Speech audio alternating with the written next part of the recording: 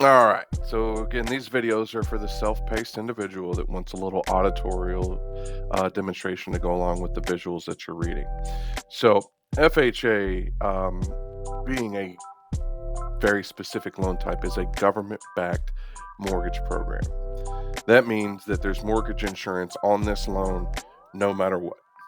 Now, the mortgage insurance will fall off if you put an appropriate amount of money down or choose an appropriate term. But for you guys as RIMLOs, what's important is it's always going to be there. Okay, that payment's always going to be allocated on an FHA loan. There is no mortgage insurance buyout for FHA.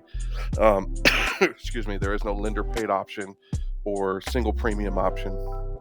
The FHA mortgage insurance is what makes the program viable. It's the reason that they can do down payment assistance programs and rehab loan programs and reverse mortgages and DPAs and live-in investor program, because they have the mortgage insurance to back up just in case of a default. The mortgage insurance doesn't protect your borrower. It protects the lender, which in turn gives lower interest rates traditionally to FHA mortgages compared to conventional mortgages, because there's that reassurance for the lender. But note that on FHA loans, you will always see more expensive closing costs. Not to exclude or include any specific one, but the MI has an upfront premium on every single FHA loan you do. So you're talking about that chunk added to your 2015 before you even have your first payment, right?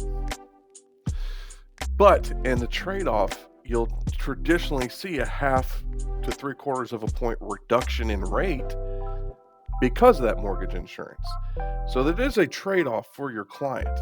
The mortgage insurance doesn't necessarily help your customer, but it does reduce the amount of interest that they pay over the life of the loan. The mortgage insurance is known as MI, right?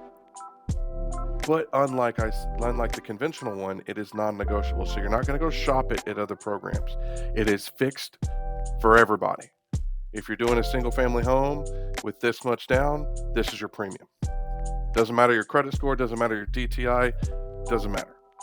That is just the premium. If you're doing a reverse mortgage, that's just the premium. Doing DPA, that's just the premium. It's not going to change, right? So you can hold confidence that no matter what quote you offer your client, as long as the numbers were ran correctly, that's the quote. You're not going to have to worry about it. FHA does offer a diverse number of programs underneath its banner. One of them, again, is live-in investors. So you could, if you buy a duplex, triplex, or quad, you can live in one and rent out the other piece.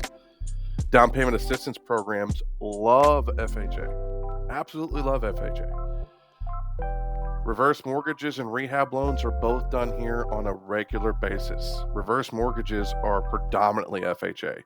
You'll find some of them out there that are not. And rehab loans, again, are predominantly FHA. Conventional has some that we've talked about in the other classes, but FHA, it has two majors. It has a limited and it has a full. And those are really, really unique programs strictly for FHA. Another thing that they have is low to no credit score borrowers. So you can go 580, 500, or even to 0 and use alternative credit.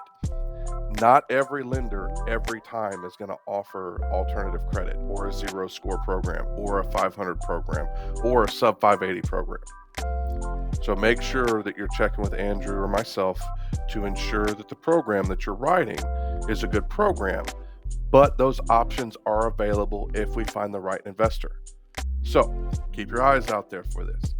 If you're getting back from your loan manager that it's a refer eligible file and you still need down payment assistance, you can do that with FHA. There's a place for that. Finally, the higher ratios than conventional loans.